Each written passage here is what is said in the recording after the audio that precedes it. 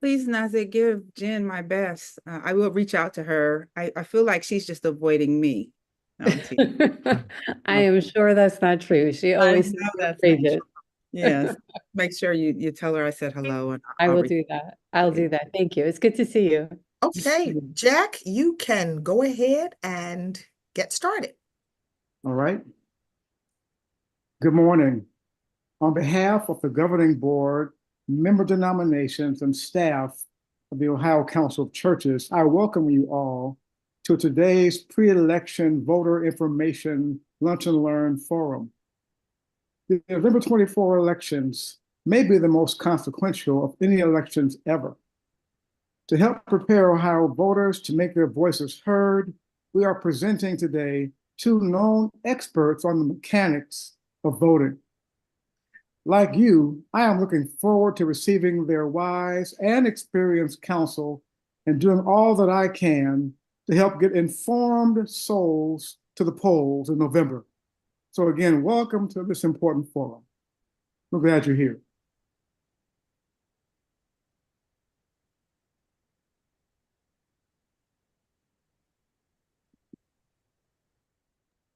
Oh, it's my turn. Okay. Let us, since we are the Council of Churches, we believe in beginning our sessions with a word of prayer. Today, God, we thank you for life and health, for an opportunity to be in the number once again. Thank you for the work of the Ohio Council of Churches and other councils around the country that do the work of incorporating faith and justice under the same umbrella. Thank you for these women who are experts in their field. Bless our time shared this day. Thank you for those who are tuning in now, and even those who will tune in later. Let what we share be a blessing in our lives. For as the writer of Proverbs informs us, that without gaining wisdom, we as a people will surely perish. This we pray in your name, amen and amen. It is my pleasure to introduce today our speakers. The first is the Reverend Brandy Slaughter, who was my predecessor as the Director of Public Policy for the Ohio Council of Churches, and is now a professor at the University of Maryland. She is also on the national board of the League of Women Voters. And also we welcome today our dear friend Nazek Hapasha, who is filling in today for Jen Miller. Jen is the Ohio director for the League of Women Voters. Nazek operates in the area of policy and making sure that all of us in the state of Ohio are up to date on what we must do and what we can do in order to make sure that all of our citizens have equal and fair access to voting and elections. We're going to ask Brandy if she would start us off. And we're going to invite you, our audience, to put any questions you have in the chat. And after Nazek has presented, we will open it up and we will allow Deanna to guide us in your questions and give these ladies an opportunity to answer. Brandy? Thank you. Thank you so much. It's really an honor to be here and to have been invited. Gosh, it's just great to be in your company.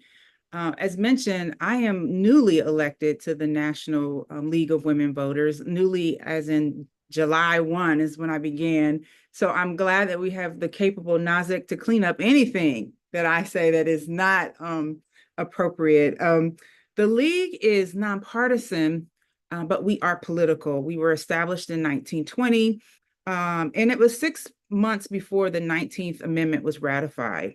We were organized to provide education and experience to the public needed to ensure the success of democracy. Today, there are tons of leagues. I mean, 29 local leagues in Florida alone. And 20% of our members are men. So Reverend Jack, if you haven't joined yet, I make that appeal to you. And the League encourages informed and active participation in government through the education and advocacy on positions. And that's the part of what makes us political. And membership is open to any citizen 16 and over. We keep these functions separate. We educate. When we educate on an issue, we don't advocate, and vice versa. So I was asked to talk a little bit about abolishing the Electoral College. And so I have a few slides. It's a critical issue for our country. As Reverend Jack mentioned, we are in just such a heightened time of sensitivity. So I want to give you a little bit more about how we think we should elect our president and vice president. I want to share just a moment, a quick video, and hopefully you can hear and see okay.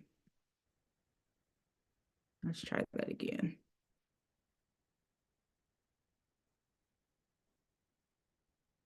The January 6th attack on the U.S. Capitol remains a dark stain on our nation's history. The attack Can you hear okay? on our Capitol and the attempted coup to overturn our democracy. Where white supremacist and extremist groups displayed anti-Semitic and racist symbols and recited conspiracy theories blaming Jews for the pandemic. Capitol Hill policemen were attacked and died as a result of that insurrectionist mob. We all walked over that broken glass. We all saw the spray paint on the walls. We all stood huddled together in shelter. On the afternoon of January 6, 2021, supporters of Donald Trump stormed the United States Capitol building. The attack was an effort to prevent certification of the results of the 2020 presidential election, in which Democrat Joe Biden had defeated Republican Donald Trump, the incumbent president. In the months leading up to the election, Trump had pushed false claims that Democrats were planning to rig the results. After Trump lost, he promoted the falsehoods further and encouraged his supporters to attend a rally on January 6th to protest the congressional vote counting ceremony. At the rally near the White House, Trump called on Vice President Mike Pence to stop the congressional proceedings and send the results back to the states to be recertified. Pence did not. Trump also called on the crowd to march on the Capitol. Before Trump's speech had concluded, a mob of his supporters gathered around the Capitol building barriers. As people from the rally began to join them, the crowd broke through the barriers and overwhelmed police officers. Shortly after 2 p.m., the mob breached the Capitol building, forcing Congress to recess and be locked down. Over the next 4 hours, rioters ransacked offices and searched for their perceived enemies, including Pence and Democratic House Speaker Nancy Pelosi, before the Capitol was cleared with help from the National Guard and state troopers. At least 7 people died as a result of the attack, and over 140 police officers were injured. In the following year, over 725 people involved in the attack were arrested for crimes, including assault on law enforcement personnel and seditious conspiracy to obstruct a congressional proceeding. However, as of December 2022, approximately 350 additional people suspected of committing violence during the attack remain unidentified.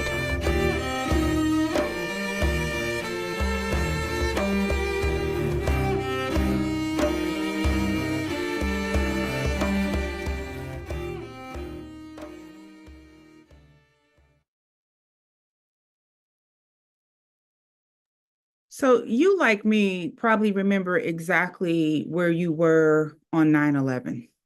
right? I remember vividly what I was doing, what I was engaged in at the moment. Planes hit buildings, right? I think in my lifetime, I think this being the other major event, right, that has really shook me, right, to a point where I remember the exact place, time I was when we had this insurrection. And so when Reverend Jack talks about this election and how significant it is, how historical it is, also making sure that we preserve our democracy, preserve our government is very key. And without considering some of these types of policy items, we very well could be in a position, in the future where people are not certifying our election. So today we're going to talk a little bit about, what is the Electoral College, share with you the League of Women Voters position. And our position is, of course, that, we would like direct popular vote. Look at some of the issues with the Electoral College and explain what needs to be done and how you can support and help. And, as the video shows, there really is something wrong with our elections. And when we think about the Electoral College, we think about, its impact. Winners are turned into losers. This heavy emphasis on swing states and voter turnout, and apathy, the fact that many voters don't feel like their vote matters at all. And what it takes for us as advocates to overcome that apathy. So what is the Electoral College? It, goes without saying, is not a school or a building or a place. It's a group of 538 people who elect the president and vice president of the United States every 4 years. And according to the U.S. Constitution, each state legislature gets to decide how their electors will be chosen. In the beginning of our country, state legislators just picked the electors themselves. Over time, states started choosing electors by popular vote within their state, with each political party having their own slate of electors. So when you vote in November, you're not voting directly for the presidential candidate. You are voting for a group of state electors from the candidate's political party who have pledged to give their electoral votes to that candidate. Each state gets a number of electors based on their congressional delegation, one elector for each U.S. senator and each U.S. representative. So, for example, Texas has 38 electoral votes in 2020, while Rhode Island had 4. The District of Columbia, although not a state, but the league is working to change that, it gets 3 electors. So importantly, the winner of the Electoral College is whoever gets the most electoral votes. The winner must have a majority of the votes, over 50% of the votes to win. Currently, there are 270 votes needed to win. And if no candidate gets 270 votes, the U.S. House of Representatives chooses the president, with each state having 1 vote. And the league's position, this is a position since 1970. And we believe that the direct popular vote method for electing the president and vice president is essential to representative government. The League of Women Voters believes, therefore, that the Electoral College should be abolished. And the rest of this presentation will center around why that's so. So, we want to start to the very beginning. The Constitutional Convention in Philadelphia, Pennsylvania. And during that time, during the hot summer of 1787, just after the American rebels won independence from England, we have a newborn country that needed a constitution to determine how it would be governed. And each of the original 13 states could send delegates to represent them at the Constitutional Convention. 55 delegates attended, representing 12 of the 13 original states. And, those delegates were many notable men: George Washington, Ben Franklin, James Madison. And all of these men faced this challenge of creating a new national system of government. And there were many fierce debates and arguments. How to elect the president was one of the first arguments to rise, and it was the last one to be resolved through a compromise, which ultimately became known as the Electoral College. So why was it created? One big reason was slavery. The Electoral College was a compromise designed to give Southern states more voting power in presidential elections based on counting each enslaved person as 3/5 a person, this 3/5 compromise. And so, had already been introduced to increase the number of representatives given to Southern states in the House of Representatives. And because the Electoral College is based on the number of members that each state has in U.S. Congress, it carried this infamous math forward. So this rift between the North and the South was not because there were more people living in the North than in the South. In fact, if you look at this chart, you can see that Northern and Southern states essentially had the same population in the late 1700s, about 1.8 million each. However, the Southern states had a smaller voting population than the Northern states because over a third of their population was enslaved. So as a result, the Southern states opposed and refused a direct popular vote for president. And so, halfway through the convention, we hear Madison say, "It seems now to be a pretty well understood that the real difference of interest lies not between the large and the small, but between the Northern and the Southern states. And the institution of slavery and its consequences form the line of discrimination."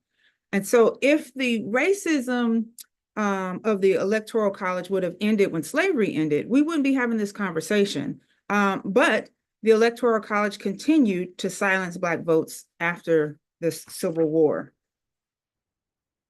We have this brief period called Reconstruction, when federal troops were stationed in the South and, to enforce newly won civil rights of formerly enslaved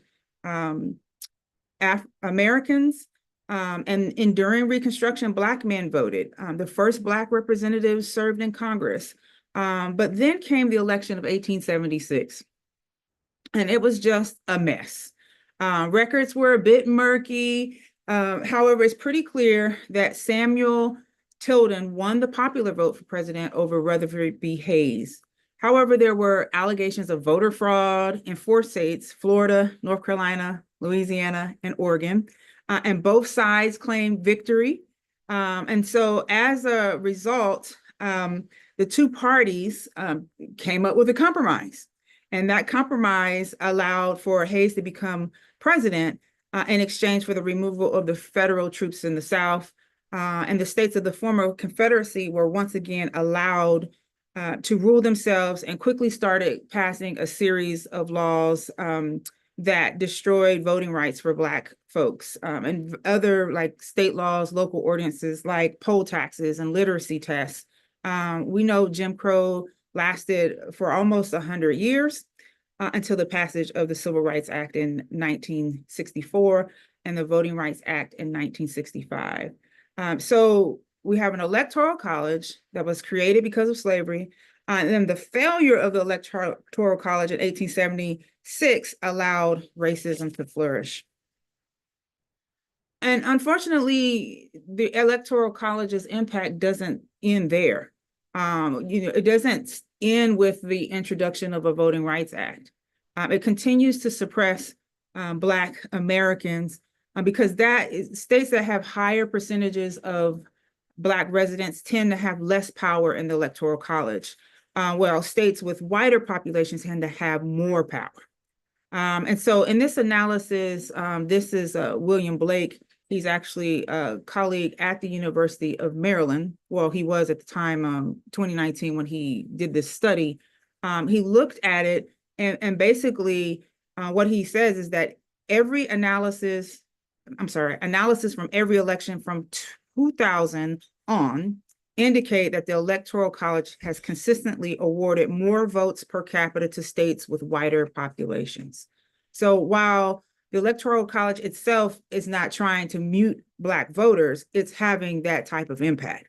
And so just because of how Black and whites are distributed across the state, and there is this sense that in time, as population changes, as minorities become the majority, this impact would decrease.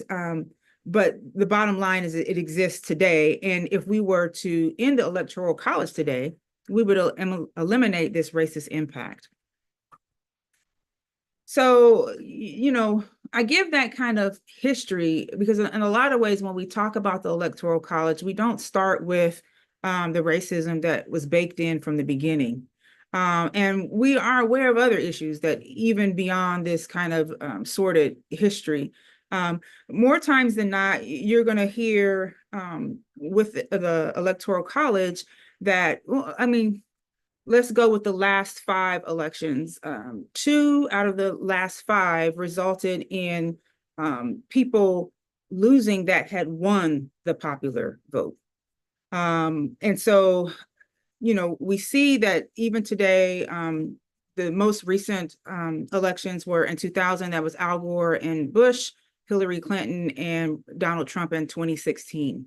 And I don't want to foreshadow, but I imagine that this is going to be a great deal of discussion depending on the results of this current election that is in front of us. And when we look at the Electoral College and its flaws, you know, we were founded on this principle, one person, one vote.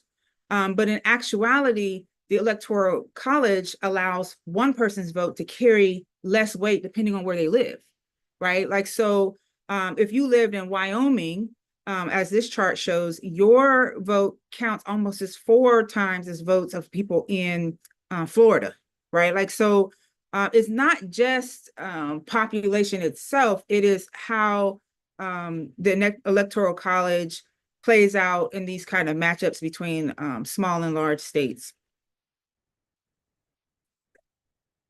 And as we see currently in, you know, election strategy at the moment, when you have an Electoral College, we see candidates are focusing primarily on the swing states. And who is considered a swing state can shift depending on who's doing the analysis. But when you think about the places where candidates are campaigning, where you're seeing campaign advertising, it happens, the majority of that happens in swing states. So in this map, this is from the 2020 election, the top 6 swing states are in dark purple. And then there were 7 swing states shown in a lighter purple. Together, these swing states almost got all of the TV ads and campaign events. And in fact, 100% of TV ads and 98% of the campaign events for 2020's general election were in those states. And so, you know, if we had a direct popular vote, this would force candidates to spend time all across the country, right? Not prioritizing the needs or an agenda on the states that are those swing states. So when we think about this system, it results in most states being ignored. You know, whether it's a big state or a small state, all that matters is whether or not you're a swing state. So here are some examples: Vermont, Texas, California, West Virginia, all ignored. And again, depending on how we identify what a battleground state is, you know, some people look at the presidential election years, others factor in off-year elections. You know, some look to over a larger time span than just the last election. And so from election to election, the list of battleground states can change, but the fact that candidates focus in those areas does not change in an Electoral College system. It results in, okay, we have candidates that woo the battleground states and ignore 70% of US voters. And then they woo those battleground states for the 2 years before the election. And then after the elected, you know, and well, let me go back. And some of that wooing, we have seen that it results in like federal grants, funds, disaster relief, We saw that from a presidential pork, White House influence over the distribution of federal grants is where that comes from. So we know that this is a challenge for us. I see something in the chat there. Let me quickly see if it's a question for me. All right, thank you. There's so much here, and give me 2 more slides, Dr. Amariah and company, and then Nazik can jump in because the final part of this presentation is about how you can get involved and what you can do about it. So when we think about this electoral college, it is going to discourage voter participation. Again, because people feel like my vote doesn't matter in states that aren't swing states, right? So it can decrease voter turnout in what we deem as safe states.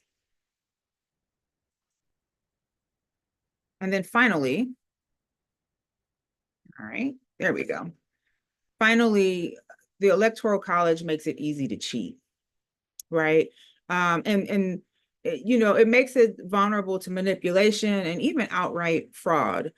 So as we saw during the 2020 election and its aftermath, the Electoral College also leaves the presidential elections vulnerable. And it provides partisan operatives with a roadmap for overturning election results. And that's what we want to avoid.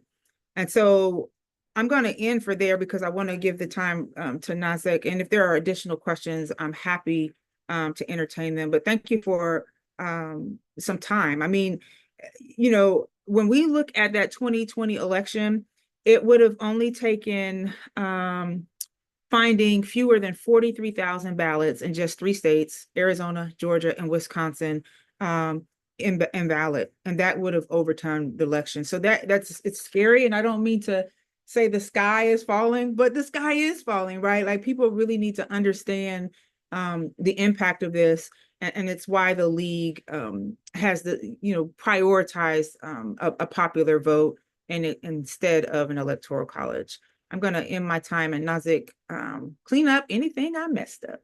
Thanks much.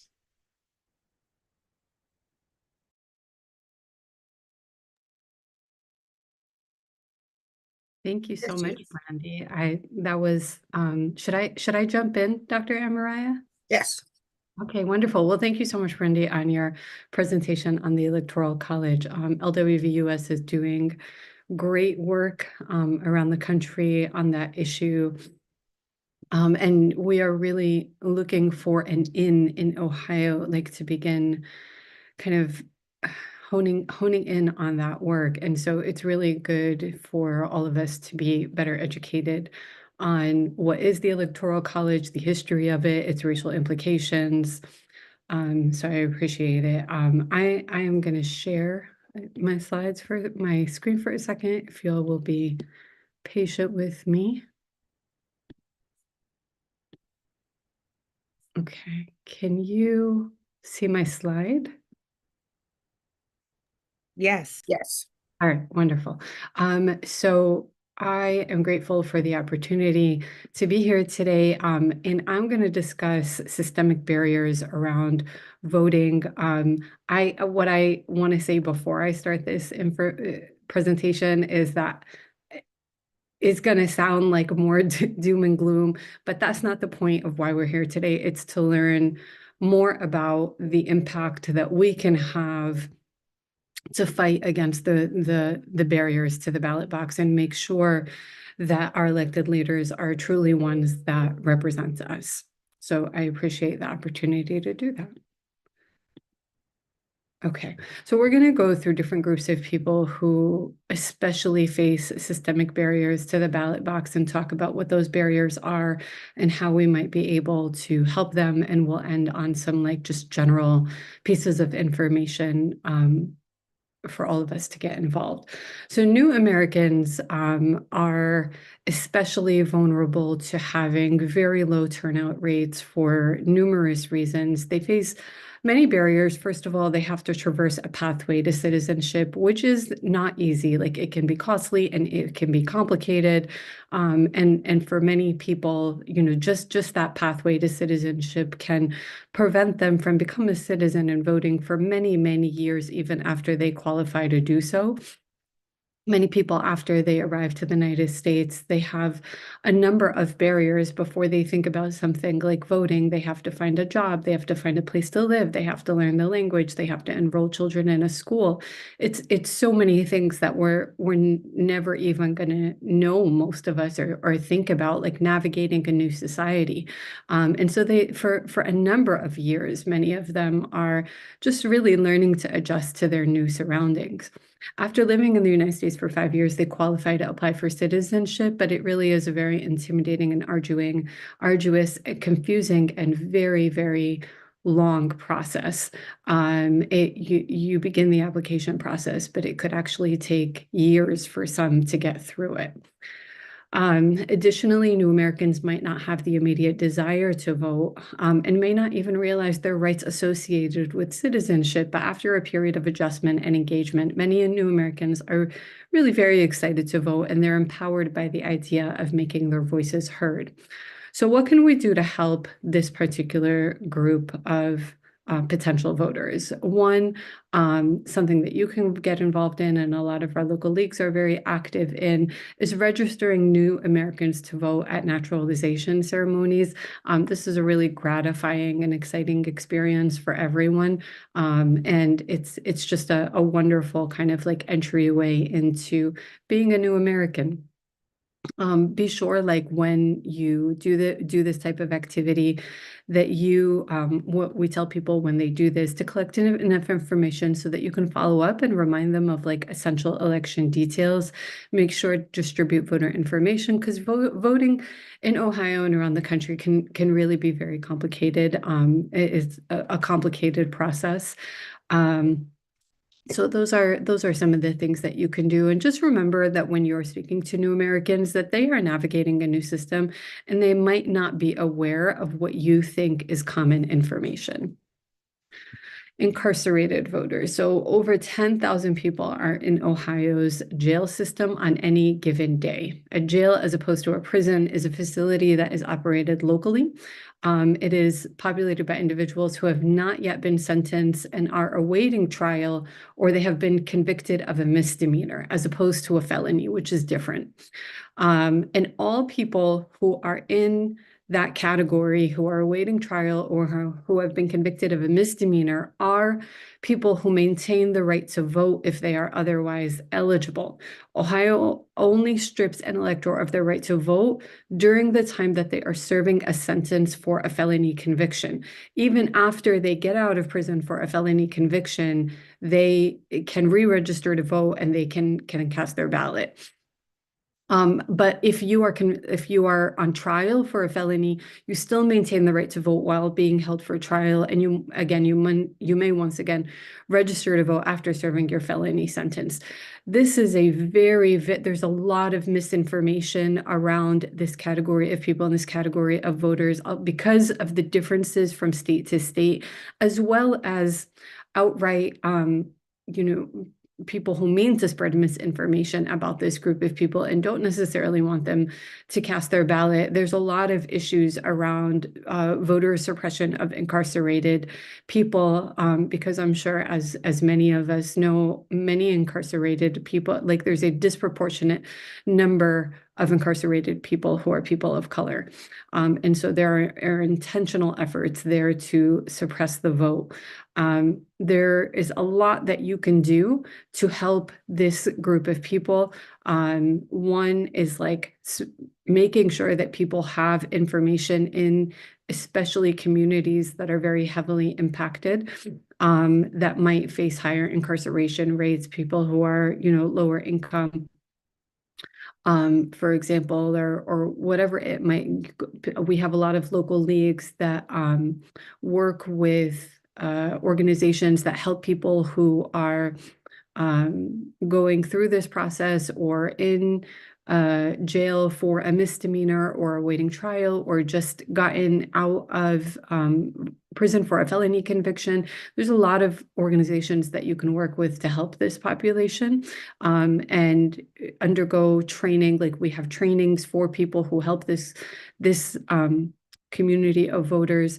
So again, it's really about overcoming like misinformation, making sure that people have access to the information they need to cast their ballot here. Even when people are in jail, they do maintain the right to vote by mail. And even in some jails where there's been a lot of suppression around this, but we have tried to help with programs or encourage boards of elections to go where they will have, for example, like a Republican and a Democrat from a county board of elections go and help people cast their ballot from jail, for example, or be there to collect like a mass number of mail ballots.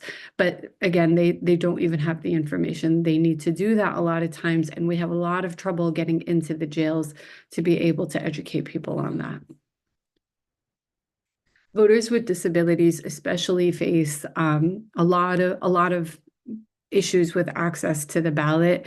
It's important to know that every elector, no matter their disability, including those who have a guardian, patients in psychiatric hospitals, voters with a cognitive disability, every voter continues to have the right to vote unless they are specifically declared incompetent for the purpose of voting.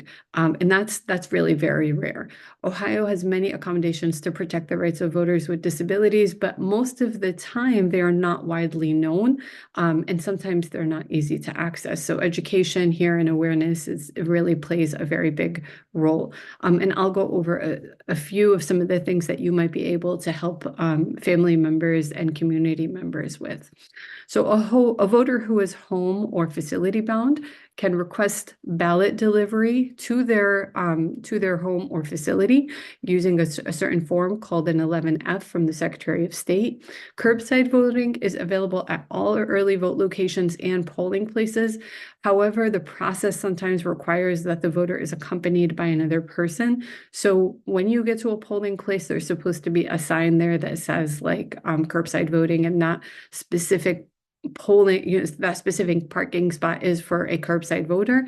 However, it's not, if somebody can't get out of their car and there's not a sign there with a number for people to call so that somebody comes out and helps them with that curbside voting process, how are they supposed to do that, right? So every year before an election, we remind the Secretary of State to remind polling places that they should provide a number outside of every polling location that people can call if they need to access that.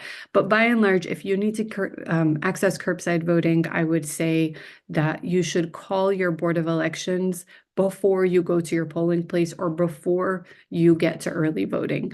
Sometimes curbside voting is easier with early voting. They have, because it's just that one place, but because there's so many polling places on election day managed by people who don't do this every day, they're only working on election day. The process is not going to be standardized from polling place to polling place.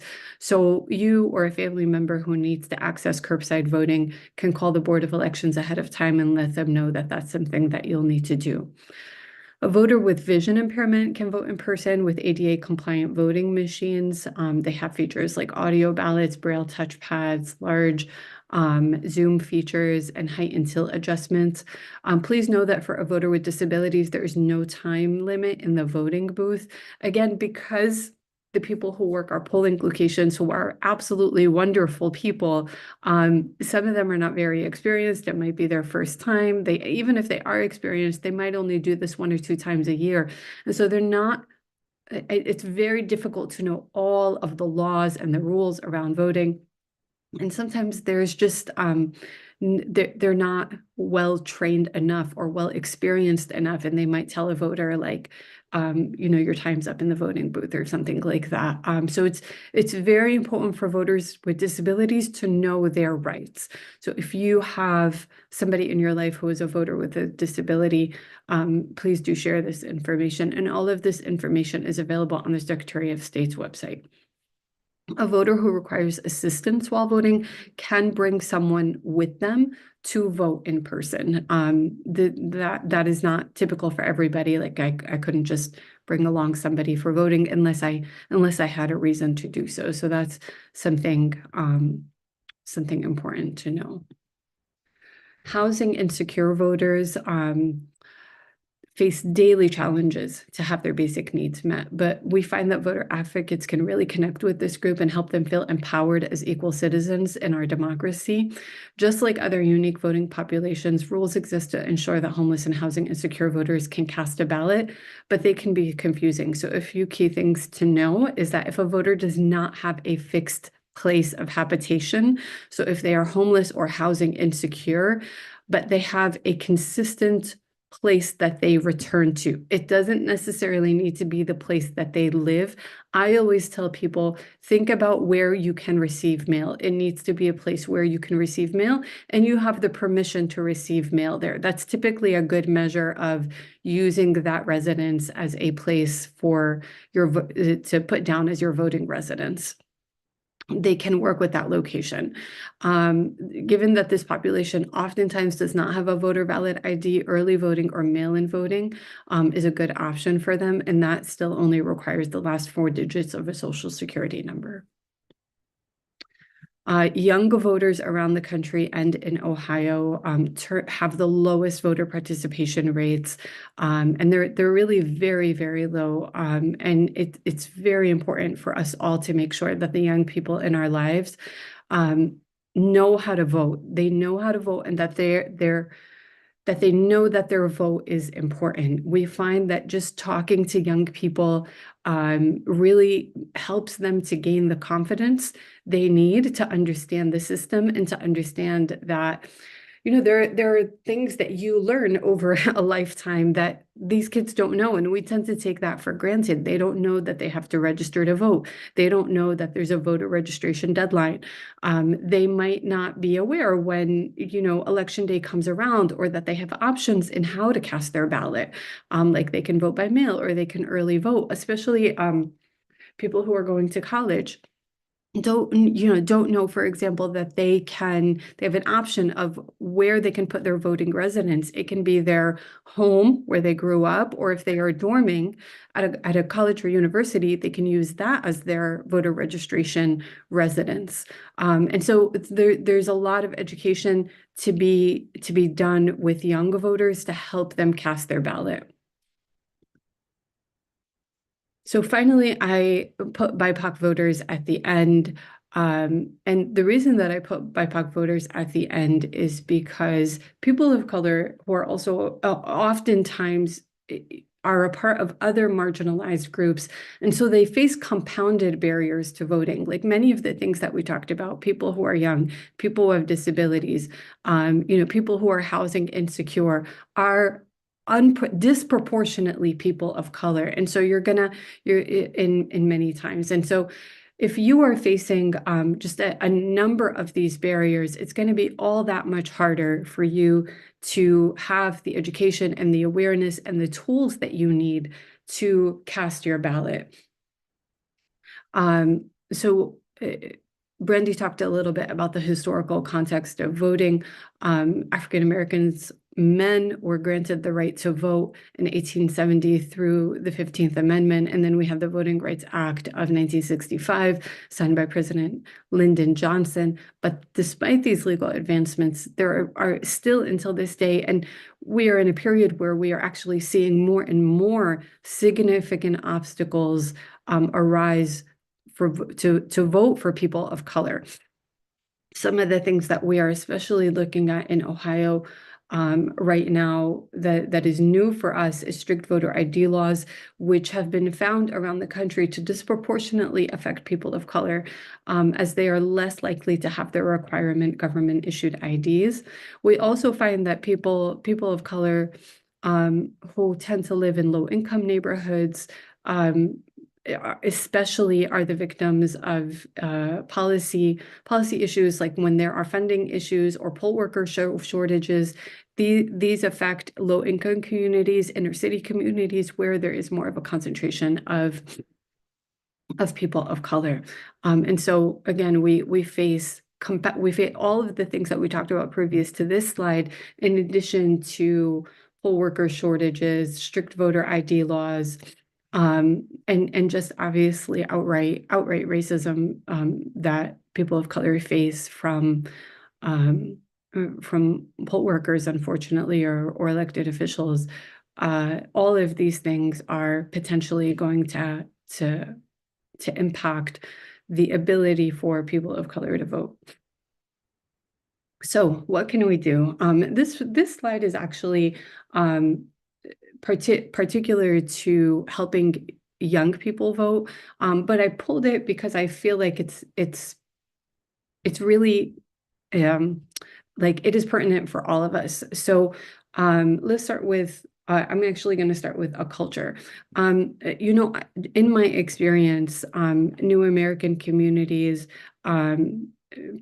people who live in like minority communities, people of color, there is not a strong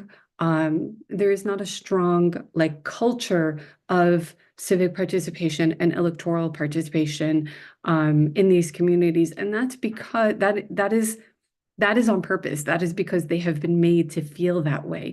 And so they're often victim to these attacks that they have been facing for years and decades on their communities. And it's a self-fulfilling prophecy. And what I often tell people is, people will say things like, oh, like my vote doesn't count, or, they don't care about my vote. And I tell people that's exactly why you should go vote. Like we need to overcome. The only way that we can overcome these barriers is by showing up, even if people don't want us to show up. And so really working in your, starting in your homes, in your families, talk to your family members, right? Like I have like a point of making sure before election day, starting, before voter registration deadline, or did you check your voter registration? Like check in on the people you love. Did you check your voter registration status before the voter registration deadline? Do you have a plan to vote? Check in on the people that you love, and let's start making voting a topic of conversation in our families and in our communities. And when people get hopeless and when people get despondent, there's so many things that we can talk about, but really overall, voting is asserting your power. If you don't vote, you give your power up, you give your power to someone else. And I feel like that is something that we can all something that we can all identify with, and that we can respond to, because really nobody wants to give their power up to elected officials who are not seeking our best interests. Not to mention, I will also say that it's really important for people to know and be educated about the fact that during a presidential election, there are many more things to vote on. I know that in this upcoming presidential election, especially before Kamala Harris was on the ballot, and I say that in the most C3 nonpartisan way, but it's just a matter of fact. A lot of people just didn't want to, were not looking at voting. Like they did not like what they were seeing as potential choices on their ballot, including my own 18-year-old. Like I have an 18-year-old who, when I told him to register to vote, said, well, who am I going to vote for? Like, are those my two choices? We talked about that, but the reality is that there's a long ballot of things to vote for on the county level and other issues, and there's statewide issues, there's local issues. So there's a lot of things for us to make sure that our voices are heard on.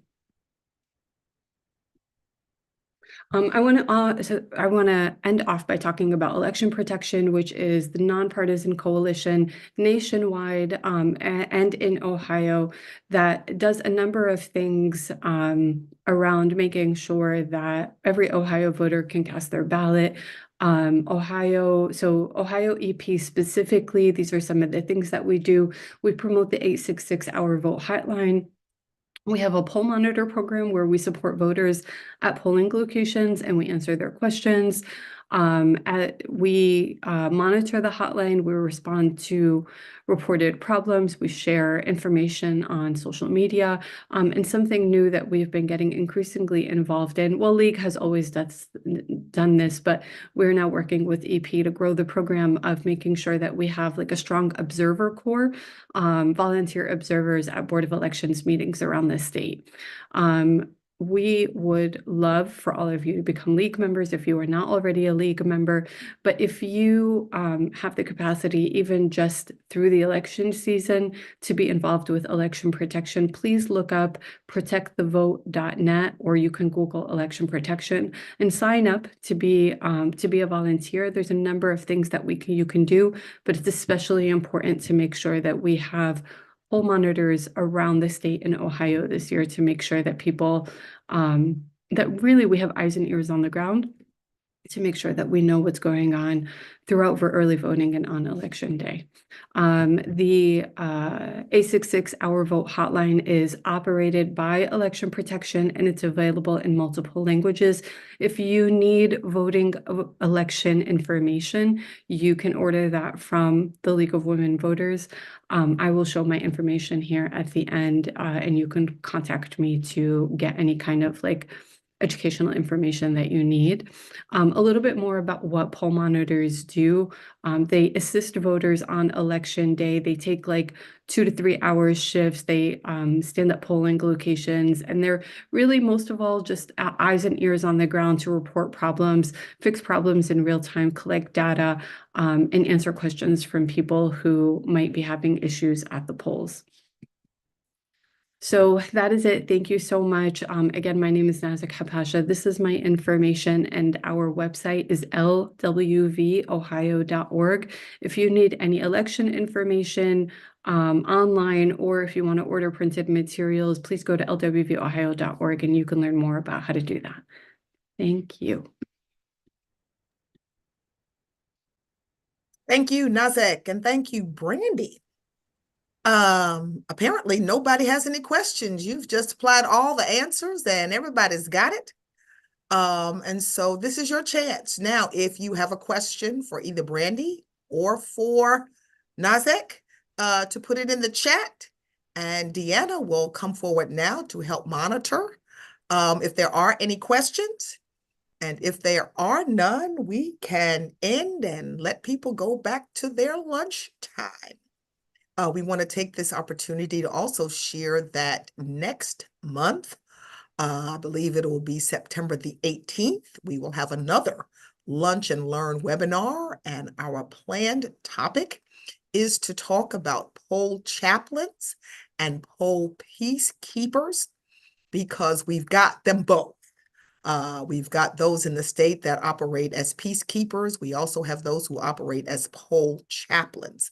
And so we will be bringing in representatives to talk about it and how you can participate by being one that helps to make our polling places accessible and safe. And so at this time, apparently there are no questions. It looks like Deanna or Eva, I ought to give people time to start typing. But we want to thank you, Brandy. I just seen something pop up in Q&A. Okay. The Q&A, all right, they put it in the Q&A side, all right. Why was Donald Trump able to vote? Do you want to take it, Nazik, or you want me to take it? I'm not sure, like, I'm not sure the context of that question that's being asked from a purely legal perspective. Voting laws are very state-based, and so I believe that Donald Trump is a registered voter in New York, and there's a significant difference in like the rights that people have from state to vote. And so I'm guessing this is like around lawsuits and, you know, what he was found guilty of or what he was found not guilty of. And so I wouldn't be able to like comment on that too much, but I would say it's really like a state issue.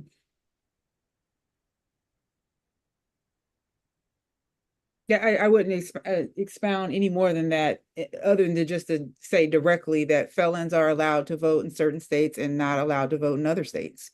Yeah, you know, like so because of where he's registered, that's a state that allows convicted felons to vote. Okay, I think I have changed the thing that now all attendees should be able to put things in the chat. So I think that was the problem. They put it in the Q&A. Yeah. Yes, they very- said it was Okay. disabled. Okay. All right, here we go. Does LWV help run voter registrations? So the League of Women Voters, I'll talk about it a little bit more, exists on the national level. There's a League of Women Voters of the United States, and Brandy is a member of the board there. And then there's a state league in every state. And depending on kind of like what that state looks like, there are local leagues in most states. And the way that it looks in Ohio is that we have a state league with a staff of, I don't know, I think we're at like 7 or 8 people at this point. And then we have about 35 local leagues and at-large units throughout the state, and almost 4,000 members.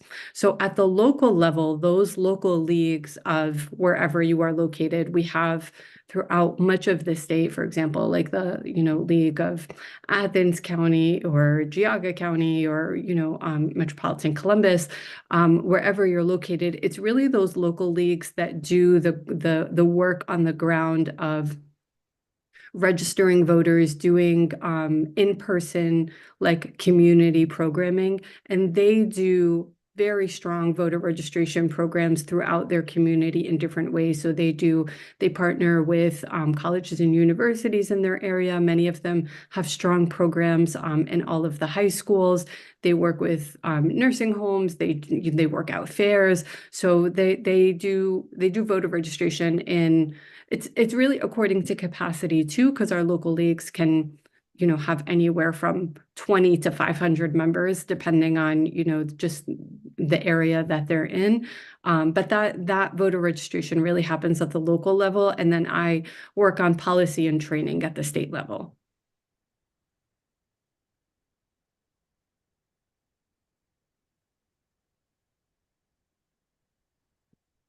Okay, I think somebody put a clarifying statement in the chat regarding the previous question about felons voting in the state of Florida. Yes, that was from the previous question. It was a response stating that Donald Trump is registered in Florida and the governor fought to keep felons from being able to vote. I believe they're referring to the governor of Florida. Yeah. Again, I'm not familiar, like I'm not at all familiar, to be honest, with most law. There are some states that make the news a lot, like, Georgia and Alabama. But I won't lie, it's enough to keep track of Ohio's voting laws.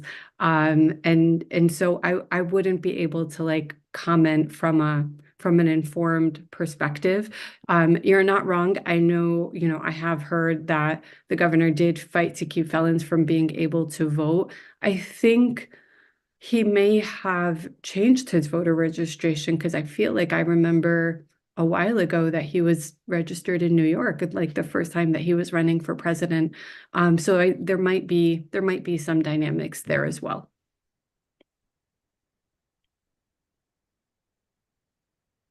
Yeah, I won't add any more than that. I think Nazek has summed it up amazingly, but I did want to circle back to the last question that was asked about leagues participating in voter registration drives.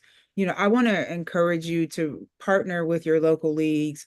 I serve at the national board because of the work that I did at the Ohio Council of Churches. We were league adjacent. I had never been a member, never really thought about being a member because I had this perception that the organization wasn't, open to people of color. I did most of my voting work through the NAACP and other organizations. But I will tell you what I enjoy about the league is its very thoughtful, studied approach to many of these issues. The fact that, that they lobby, that they also, do legal suits around some of these issues, whereas other organizations are not. So I do want to put a pitch that if you are in a community reach out to your local league. It is very likely that they're already engaged in some pretty significant work, and that you and your congregation can partner alongside them, even if you're not members, right? And again, that was my introduction to this work, and just exciting to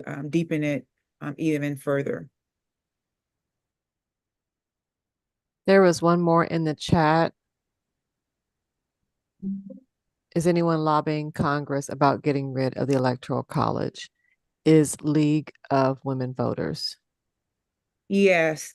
So there's been two trains of thoughts. One was a congressional amendment, and it has to be put forth approved by 38 states.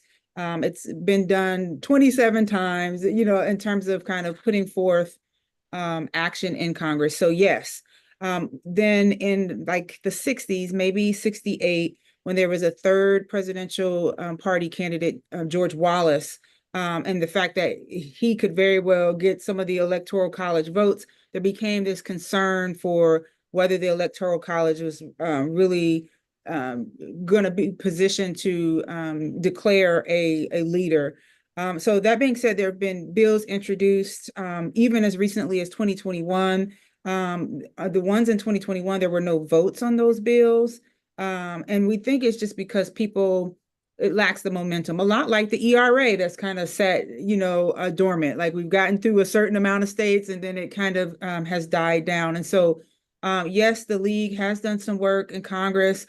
We also support a national popular vote plan, which is slightly different than an actual congressional amendment. And then there's this compact of states that have come together around, making sure that, all votes from every state should count the same. The winner of the candidate is the person who wins the most votes, with a hope that it's a greater voter turnout. And so in the interim of a congressional constitutional amendment, we're also pushing forth a different plan, a compact that doesn't require a congressional amendment if the states were to adopt it. And so two different paths to get to the same place. Thanks for your question. All righty, we are at time, a couple of minutes over, but we thank our panelists. We thank our participants. We thank our council leadership for this time. And we look forward to seeing you again on September the 18th. In the meantime, check your emails and check out our Facebook page and our website as we continue to be the Jesus movement for unity, justice, and peace. Thank you all very much.